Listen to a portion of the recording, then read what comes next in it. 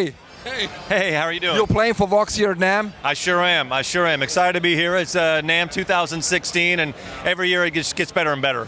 Okay, cool. So you're showing us the AV series here? Right. Yeah. Two different models? Well, the thing about the AV series that's significant about it is it's an all analog signal path. So it has a 12AX7 in the preamp, 12AX7 in the power amp. So it's a push-pull tube amp, but we have a solid state power amp there to make it stage volume, right? Now, when we go through the 8 different amps, it's not giving you any sort of DSP thumbprint of an amplifier. It's actually changing a circuit path and giving you an analog circuit for those 8 different amps. So no modeling, it's all analog.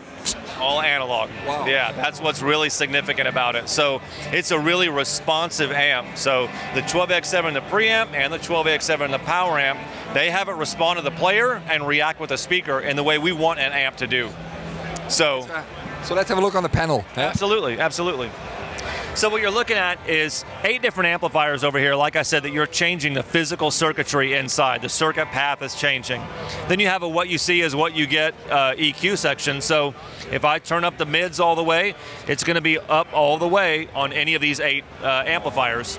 You have 2 different channels, so you can set 2 different sounds, a shared master volume, and then we get into an EQ section, the effects section. That's the only thing digital on the whole amp, is that effects section. So you have a modulation, you have delay, and you have reverb.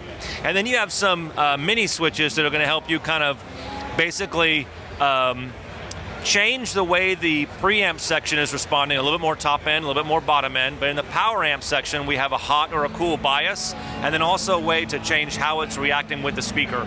But really, the message of the AV series, it's an analog amplifier that just really responds like we want an amplifier to respond. So. Okay, do you have different features on the 60 here?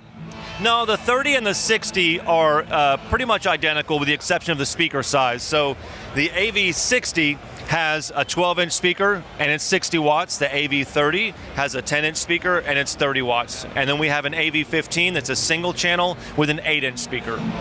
Cool.